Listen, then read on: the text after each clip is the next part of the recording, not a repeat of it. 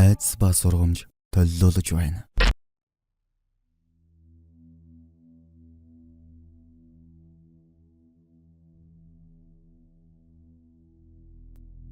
Би яг одоо нойргүйдлийн хачин яриаг их шинэхэн пэйж уудсны админ зохиолч төгөлдрийн өөрийн ууцанд нийтэлсэн бичвэрүүдээс унших гэж байна.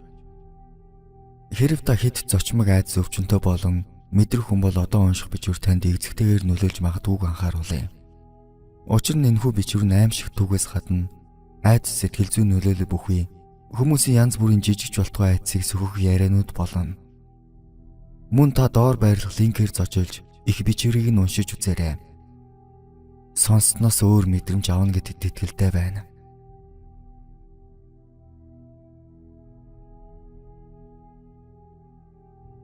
Сүнсэнд шоглуулсан минь.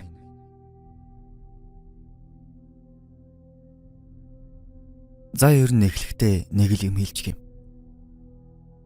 Зөвхөн шүн биш, өдөрч айцтай хатгуулж болдог юм байна.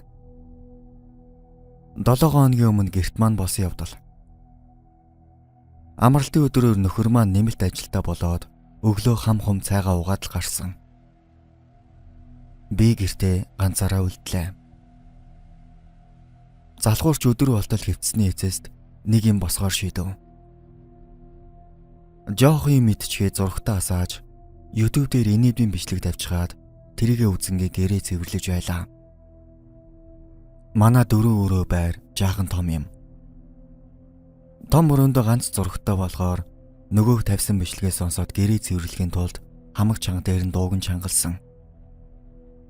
Хамгийн цааталын унтлагын өрөөнөөс эхлүүлээд л цэвэрлэгээгээ эхэллээ. Дээд хэсгийн цэвэрлэгээ дуусч шалны ээлж ирэв. Шалаа угаангаа нөгөөдгөө сонсож байтал нэлийн инээдтэй хэсэг явсан юм.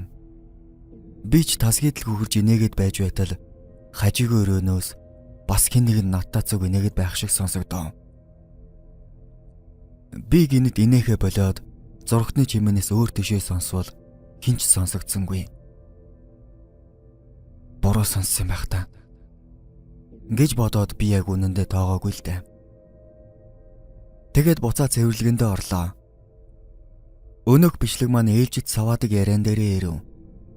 Би ч часгээд л инээсэн. Гэтэл намайг дагаад нөгөө өрөөнөөс дахиад инээж сонсогдлоо. Энэ удаад бол үнэхээр тоглоом хийх зүйл биш болоод явчихлаа. Яг жаргагүй илүү тод сонсогдов. Би ч бошоохоо өрөөнөөс гараа зургатны зөвхт гүйж ирээд дууг нь хааж орхилоо. Дууг нь хаан хаатал тэр инээд нөгөө өрөөнөөс хүнгэнсээр байсан. Зургатны дууг огцом хаахт овчийг дарахтаа зэрэгцсэнгүй. Хоцорч тэр инээд зогсов. Ганцаархнаа гэртээ үлдсэн надаас өөр хинч дуурах ёсгүй би мэдэж байлаа. Зургат энд байсаар байтал нөгөө өрөөнөөс танихгүй дуу гардг нь юу вэ? За эрүүл ухаанаар бодохыг хичээе. YouTube-ээр явж байсан бичлэг бол подкаст яриа байсан. 2 хүн хоорондоо яриад инээх нь инээж байсан л та. Бас хоёулаа эмэгтэй. Гэхдээ саяны инээд бол эмэгтэй биш байсан.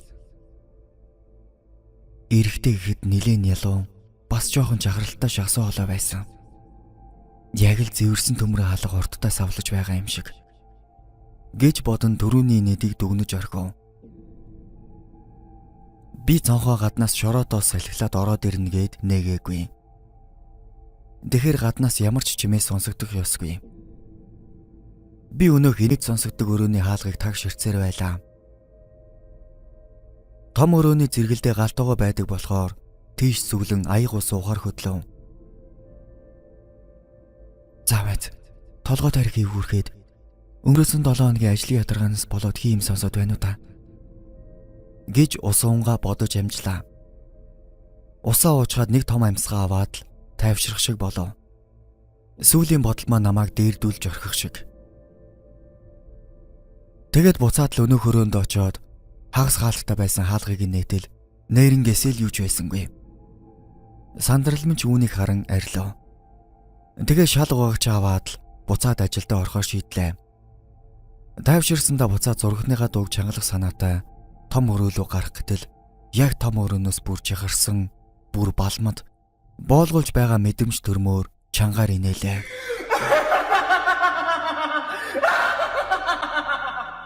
Зургатны мань мотгийсэн байсан дуу өөрөө асаж орхив. Генетикийн чанга нээсэн хоолойны хажуугаар телевизний аимшигтай чанга дуу нэг доор сонсогдож чих толгой хоёр үнэхээр их дарамт аваад байлаа. Бие маань бадаарч генетикийн босон аимшигтай явдал ухаан алдаад унчихсангүй. Шууд л өрөөнөөс гараад баруун гар дэвш иргэн үүдний өрөөлөө хамаг хурдаараа гүйсэн. Ядаж байхад тэр зүг том өрөө байдаг болохоор юм харчихгүй гэдэл их айсан. Үүдний өрөөлөө гүйж байхад янз бүрийн новшин зүйл харагдсангүй. Гэхдээ л нуруугаар минь хүүд даасан хിവэрэ.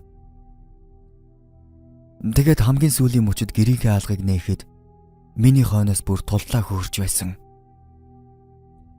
Би ч хаалгаас авч гараа шатны руу унах холгүй хамаг байдгаараа гүйсэн.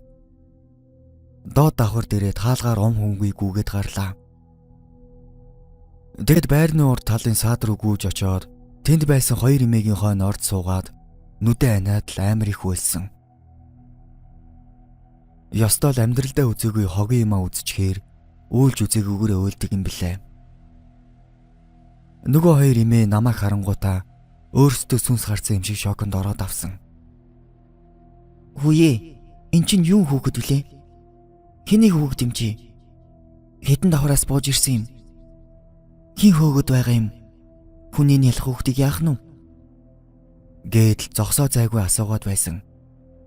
Би ч сөхөө байхгүй уйлсан хിവэр. Харин эмээ нар хойноос хүн хөөгд гараад ирнэ гэж бодсон бололтой орцны хаалга руу гөлөрч. "За эндээс гарч ирж байгаа хүүхэд мөн үү? Алуу цагдаа дуудъя" гэж хэлэхдээ би эмээ нарт сая болсон явдлыгаа хэлв. Тэр хоёр миний яриаг сонсоод гайхахын зэрэгцлээ. Би эмээд хандаж "Эмээ би нөхөрлөгөө ярих гэсэн. Та надад уцаа зээлдүүлээч" гэж гуйлаа.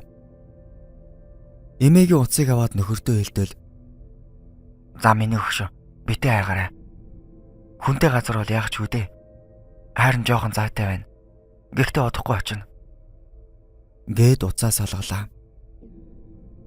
Тэгэд би нөхрөө үлээж сууж байхдаа "Юу лээ? Сүүлд гарахтаа хаалгаа хаасан билүү?